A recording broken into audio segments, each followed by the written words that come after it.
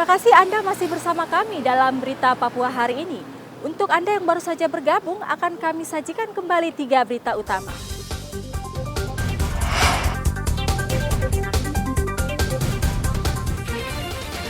Puluhan rumah dan kios di Kepulauan Yapen terbakar.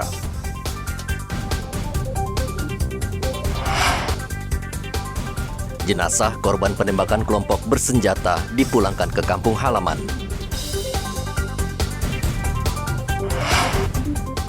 Hari Pahlawan di Merauke diperingati dengan upacara dan nonton film bareng tentang kepahlawanan.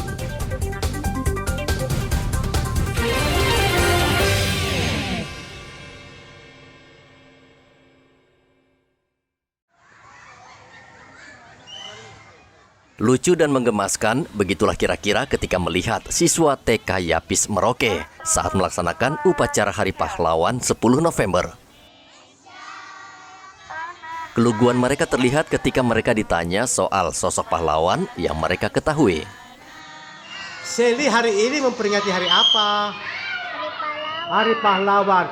Seli tahu enggak nama-nama pahlawan itu siapa-siapa saja? Ultraman. Siapa lagi? Terus siapa lagi? Siapa lagi? Ultraman lagi ya. Nora tahu hari ini hari apa? Pahlawan. Hari Pahlawan. Nora, kamu tahu nggak siapa-siapa saja pahlawan Indonesia? Soekarno. Siapa lagi? Kartini. Siapa lagi? Ibu Kartini. Ibu Kartini. Peringatan Hari Pahlawan di Merauke tidak semeriah perayaan 17 Agustus. Hanya sejumlah sekolah di Merauke melaksanakan upacara untuk memperingati pahlawan bangsa yang gugur merebut kemerdekaan.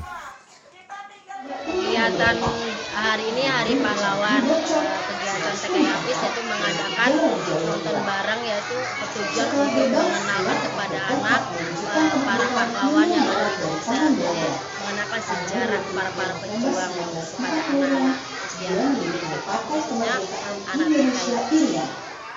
Selain upacara, sejumlah sekolah juga mengajak siswa untuk menyaksikan film yang bercerita tentang kepahlawanan di museum untuk mengenal figur dan sosok pahlawan yang telah berjasa melawan penjajah.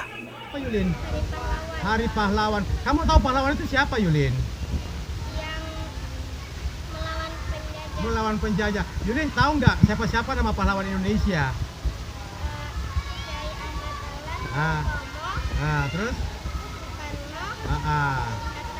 Kalau pahlawan Papua kamu tahu nggak? Siapa-siapa? Martin Inday, makasih. Siswa sekolah sejak dini perlu diperkenalkan tentang jasa para pahlawan yang telah gugur, karena dari perjuangan para pahlawan ini bisa menumbuhkan semangat patriotisme dan nasionalisme. Muhammad Ridwan melaporkan dari Merauke, Papua.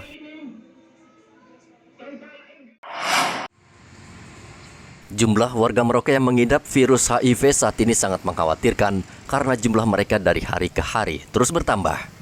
Pusat Kesehatan Reproduksi RSUD Merauke mencatat sekitar 116 warga Merauke mengidap HIV yang bisa menular melalui hubungan seksual. Bila tidak dicegah secara dini, jumlah pengidap HIV ini akan terus bertambah. Kepala Pusat Kesehatan Reproduksi RSUD Merauke Dr. Inge Selvi mengatakan salah satu penyebab meningkatnya HIV karena banyak warga Merauke yang enggan memeriksakan diri ke dokter. Berdasarkan entry point atau pintu masuk atau kenapa mereka diperiksa, itu kita bagi empat kategori. Ya, yang pertama adalah ibu hamil. Jadi dari 116 ibu hamil yang positif HIV ada sebanyak 10 orang. Yang kedua dari seks, artinya mereka melakukan tes HIV karena memang perilakunya beresiko. Itu kita temukan sebanyak 30 orang yang HIV positif. Yang ketiga, pintu masuk yang ketiga adalah TBC. Jadi kita sudah sekian tahun ada program, jadi setiap penderita TBC baru itu harus periksa HIV. Demikian juga setiap penderita HIV harus periksa TBC. Karena selama ini penyakit bawaan atau oportunistik atau penyakit ikutan pada penderita HIV yang terbanyak adalah TBC.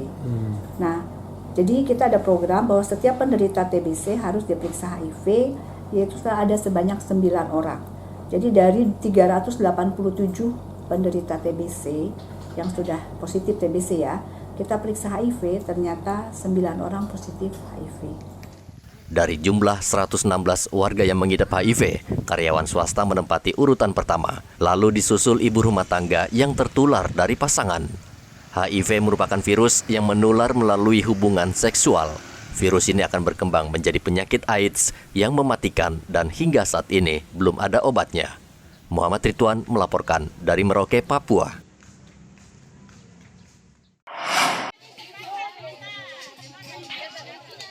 Tradisi bakar batu bagi masyarakat Pegunungan Tengah Papua merupakan bentuk solidaritas dan kebersamaan.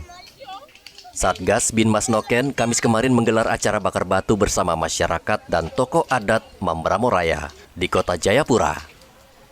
Sejak pagi masyarakat sudah membakar batu sebelum tamu datang. Mereka bekerja bergotong royong, ada yang membawa kayu, sayuran, dan daging ayam atau babi. Ketika batu sudah membara, lalu mereka memasukkan sayur-sayuran dan daging, lalu ditutup dengan rumput. Sambil menunggu masak, biasanya pejabat atau pimpinan memberikan wejangan atau sosialisasi. Tradisi ini memang sangat efektif untuk melibatkan warga, khususnya menjaga keamanan dan ketertiban.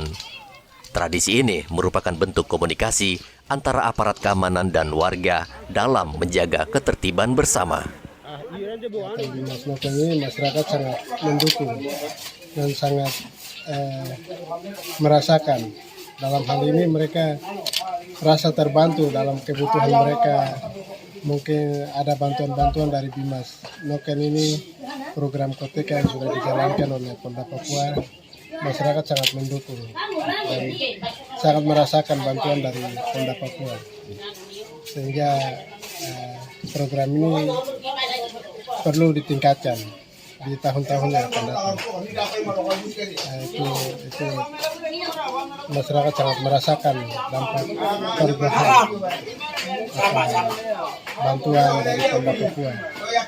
Karena adanya program ini sehingga masyarakat bisa damai, hidup dengan aman, damai.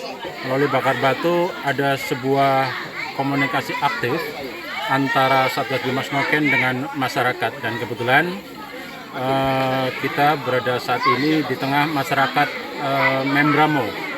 Ada kurang lebih sekitar 300 warga Membramo yang saat ini berdomisili di wilayah AB Pantai.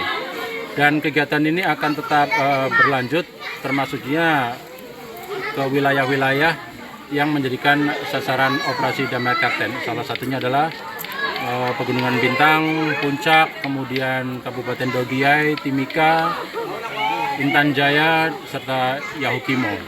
Maksud dan tujuan kegiatan Koteka melalui sarana bakar batu ini adalah untuk mempererat komunikasi. Dengan begitu, setiap permasalahan sosial yang khususnya yang terjadi di tengah masyarakat, kami selaku awak dari Satgas Binmas Noken tahu dan juga dapat memberikan solutif secara bersama-sama, sehingga besar harapan setiap permasalahan sosial yang ada di wilayah operasi Damai Karten ini dapat kami monitor serta juga dapat memberikan solusinya. Tradisi bakar batu juga perlambang kesederhanaan hidup masyarakat Papua, persamaan hak, kekompakan, serta ungkapan kejujuran dan ketulusan. Tradisi ini sudah ada sejak lama dan terus dipertahankan. Hendra melaporkan dari Kota Jayapura, Papua.